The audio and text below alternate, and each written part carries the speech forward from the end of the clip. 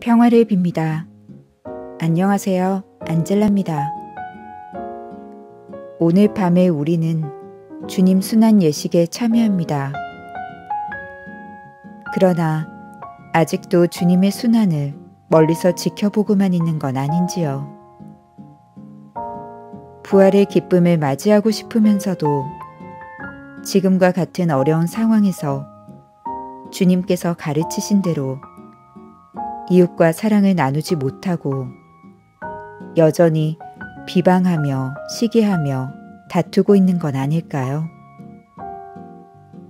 성당에 가서 주님 순환 예식에 참여하지 못하는 어쩔 수 없는 상황에 놓여 있기도 하지만 예수님의 순환을 함께하지 못하는 이 상황이 사실 내 마음속에서 그려지는 그림이 아닐까요?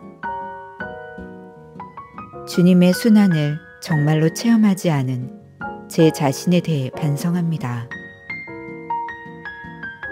게으르고 나약한 제 마음을 오늘 주님 순환 예식을 통해 주님께서 십자가의 고통의 길로 이끌어 주시기를 청하겠습니다. 4월 10일 주님 순환 성금요일 복음 우리 주 예수 그리스도의 순환기 요한이 전한 우리 주 예수 그리스도의 순환기입니다. 18장 1절에서 19장 42절까지의 말씀입니다. 그때 예수님께서는 제자들과 함께 키드론 골짜기 건너편으로 가셨다. 거기에 정원이 하나 있었는데 제자들과 함께 그곳에 들어가셨다. 예수님께서 제자들과 함께 여러 번 거기에 모이셨기 때문에 그분을 팔아넘길 유다도 그곳을 알고 있었다. 그래서 유다는 군대와 함께 수석 사제들과 바리사이들이 보낸 성전 경비병들을 데리고 그리로 갔다.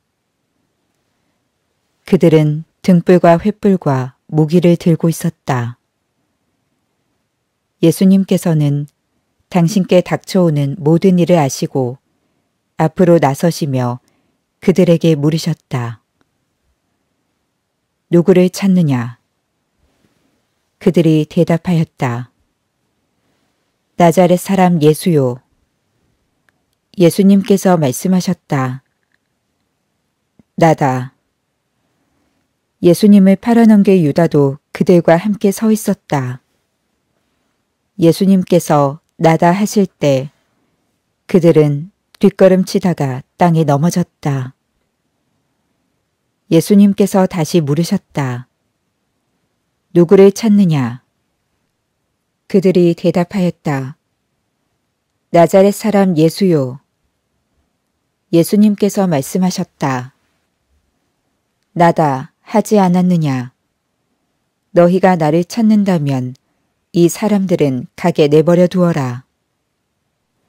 이는 아버지께서 저에게 주신 사람들 가운데 하나도 잃지 않았습니다 하고 당신께서 전에 하신 말씀이 이루어지게 하려는 것이었다.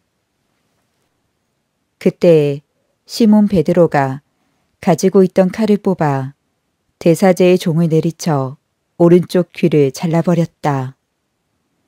그 종의 이름은 말코스였다. 그러자 예수님께서 베드로에게 이르셨다.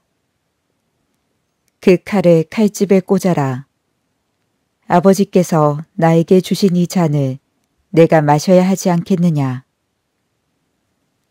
군대와 그 대장과 유다인들의 성전 경비병들은 예수님을 붙잡아 결박하고 먼저 한나스에게 데려갔다. 한나스는 그 해의 대사제 카야파의 장인이었다. 카야파는 백성을 위하여 한 사람이 죽는 것이 낫다고 유다인들에게 충고한 자다. 시몬 베드로와 또 다른 제자 하나가 예수님을 따라갔다. 그 제자는 대사제와 아는 사이여서 예수님과 함께 대사제의 저택 안뜰에 들어갔다. 베드로는 대문 밖에 서 있었는데 대사제와 아는 사이인 그 다른 제자가 나와서 문지기 하녀에게 말하여 베드로를 데리고 들어갔다. 그때 문지기 하녀가 물었다. 당신도 저 사람의 제자 가운데 하나가 아닌가요? 그러자 베드로가 말하였다. 나는 아니오. 날이 추워 종들과 성전 경비병들이 숯불을 피워놓고 서서 불을 쬐고 있었는데 베드로도 그들과 함께 서서 불을 쬐었다. 대사제는 예수님께 그분의 제자들과 가르침에 관하여 물었다. 예수님께서 그에게 대답하셨다. 나는 세상 사람들에게 드러내놓고 이야기하였다. 나는 언제나 모든 유다인이 모이는 회당과 성전에서 가르쳤다. 은밀히 이야기한 것은 하나도 없다. 그런데 왜 나에게 묻느냐? 내가 무슨 말을 하였는지 들은 이들에게 물어보아라. 내가 말한 것을 그들이 알고 있다. 예수님께서 이렇게 말씀하시자 곁에 서 있던 성전 경비병 하나가 예수님의 뺨을 치며 말하였다. 대사제께 그따위로 대답하느냐? 예수님께서 대답하셨다. 내가 잘못 이야기하였다면 그 잘못의 증거를 대보하라. 그러나 내가 옳게 이야기하였다면 왜 나를 치느냐? 한나스는 예수님을 결박한 채로 카야파 대사제에게 보냈다. 시몬 베드로는 서서 불을 쬐고 있었다. 사람들이 그에게 물었다. 당신도 저 사람의 제자 가운데 하나가 아니오. 베드로는 부인하였다. 나는 아니오. 대사제의 종 가운데 하나로서 베드로가 귀를 잘라버린 자의 친척이 말하였다. 당신이 정원에서 저 사람과 함께 있는 것을 내가 보지 않았소. 베드로가 다시 아니라고 부인하자 곧 달기 울었다. 사람들이 예수님을 카야파의 저택에서 총독 관저로 끌고 갔다. 때는 이른 아침이었다. 그들은 몸이 더러워져서 파스카 음식을 먹지 못할까 두려워 총독 관저 안으로 들어가지 않았다. 그래서 빌라도가 그들이 있는 곳으로 나와 물었다. 무슨 일로 저 사람을 고소하는 것이오? 그들이 빌라도에게 대답하였다. 저자가 범죄자가 아니라면 우리가 총독께 넘기지 않았을 것이오. 빌라도가 그들에게 말하였다. 여러분이 데리고 가서 여러분의 법대로 재판하시오. 그러자 유다인들이 말하였다. 우리는 누구를 죽일 권한이 없소. 이는 예수님께서 당신이 어떻게 죽임을 당할 것인지 가리키며 하신 말씀이 이루어지려고 그리 된 것이다.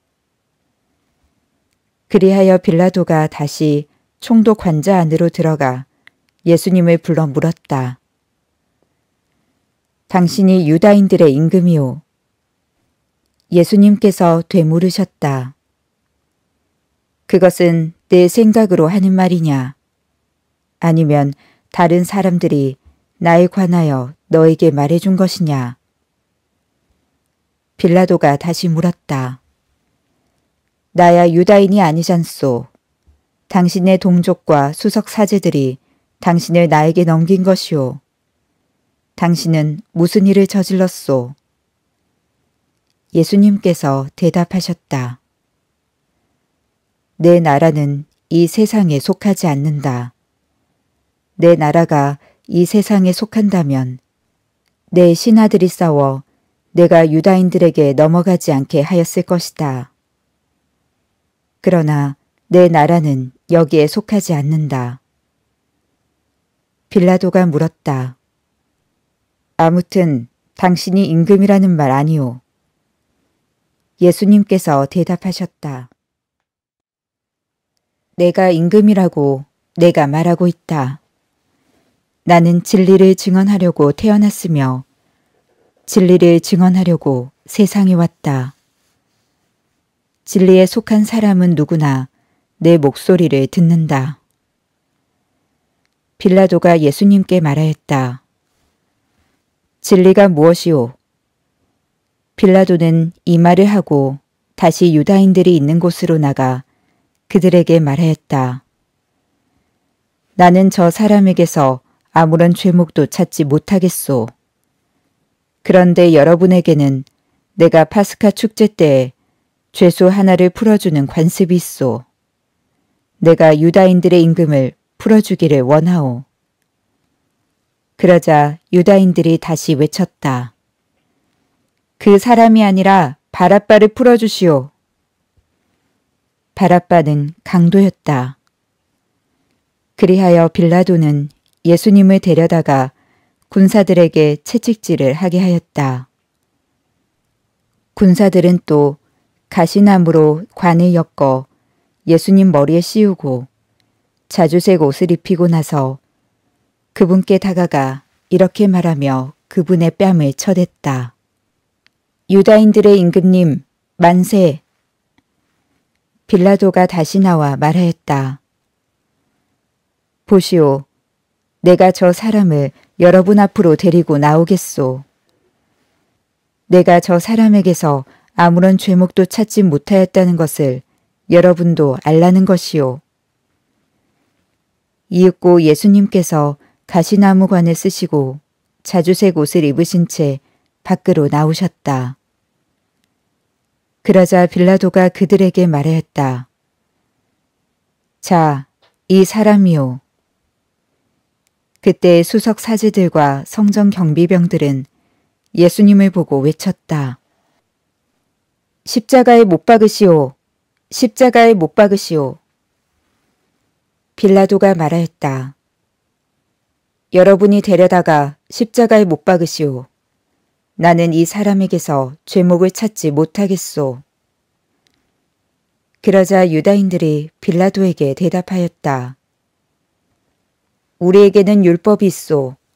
이 율법에 따르면 그 자는 죽어 마땅하오. 자기가 하느님의 아들이라고 자처하였기 때문이오.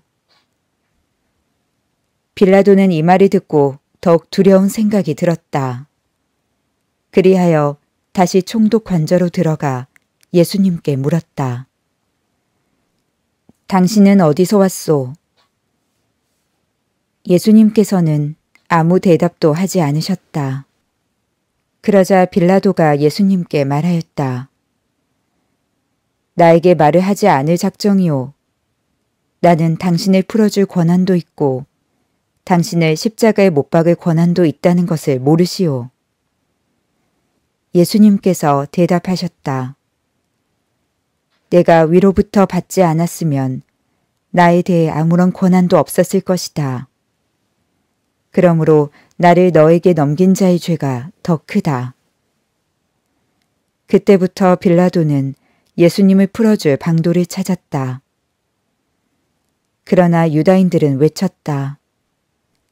그 사람을 풀어주면 총독께서는 황제의 친구가 아니오. 누구든지 자기가 임금이라고 자처하는 자는 황제에게 대항하는 것이오. 빌라도는 이 말을 듣고 예수님을 밖으로 데리고 나가 리토스 트로토스라고 하는 곳에 있는 재판석에 앉았다. 리토스 트로토스는 히브린 말로 갑바타라고 한다. 그날은 파스카 축제 준비일이었고 때는 낮 12시쯤이었다. 빌라도가 유다인들에게 말하였다. 보시오, 여러분의 임금이오. 그러자 유다인들이 외쳤다. 없애버리시오. 없애버리시오. 그를 십자가에 못 박으시오. 빌라도가 그들에게 물었다. 여러분의 임금을 십자가에 못 박으라는 말이오. 수석 사제들이 대답하였다. 우리 임금은 황제뿐이요. 그리하여 빌라도는 예수님을 십자가에 못 박으라고 그들에게 넘겨주었다. 그들은 예수님을 넘겨받았다.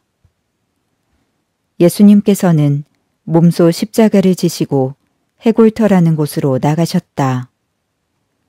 그곳은 히브린 말로 골고타라고 한다. 거기에서 그들은 예수님을 십자가에 못 박았다. 그리고 다른 두 사람도 예수님을 가운데로 하여 이쪽 저쪽에 하나씩 못 박았다. 빌라도는 명패를 써서 십자가 위에 달게 하였는데 거기에는 유다인들의 임금 나자렛 사람 예수라고 쓰여 있었다. 예수님께서 십자가에 못 박히신 곳이 도성에서 가까웠기 때문에 많은 유다인이 그 명패를 읽게 되었다. 그것은 히브린 말, 라틴 말, 그리스 말로 쓰여 있었다. 그래서 유다인들의 수석 사제들이 빌라도에게 말하였다. 유다인들의 임금이라고 쓸 것이 아니라 나는 유다인들의 임금이다 하고 저자가 말하였다고 쓰시오. 빌라도가 대답하였다. 내가 한 번 썼으면 그만이오. 군사들은 예수님을 십자가에 못 박고 나서 그분의 옷을 가져다가 네 몫으로 나누어 저마다 한 몫씩 차지하였다. 속옷도 가져갔는데 그것은 솔기가 없이 위에서부터 통으로 짠 것이었다. 그래서 그들은 서로 말하였다. 이것은 찢지 말고 누구 차지가 될지 제비를 뽑자. 그들이 제 옷을 저희끼리 나누어 가지고 제 속옷을 놓고서는 제비를 뽑았습니다. 하신 성경 말씀이 이루어지려고 그리 된 것이다. 그래서 군사들이 그렇게 하였다. 예수님의 십자가 곁에는 그분의 어머니와 이모, 클로파스의 아내 마리아와 마리아 막달레나가 서 있었다. 예수님께서는 당신의 어머니와 그 곁에 선 사랑하는 제자를 보시고 어머니에게 말씀하셨다. 여인이시여, 이 사람이 어머니의 아들입니다. 이어서 그 제자에게 말씀하셨다. 이분이 내 어머니시다. 그때부터 그 제자가 그분을 자기 집에 모셨다. 그 뒤에 이미 모든 일이 다 이루어졌음을 아신 예수님께서는 성경 말씀이 이루어지게 하시려고 말씀하셨다. 목마르다. 거기에는 신포도주가 가득 담긴 그릇이 놓여 있었다. 그래서 사람들이 신포도주를 듬뿍 적신 해면을 우슬초 가지에 꽂아 예수님의 입에 갖다 대었다. 예수님께서는 신포도주를 드신 다음에 말씀하셨다. 다 이루어졌다. 이어서 고개를 숙이시며 숨을 거두셨다.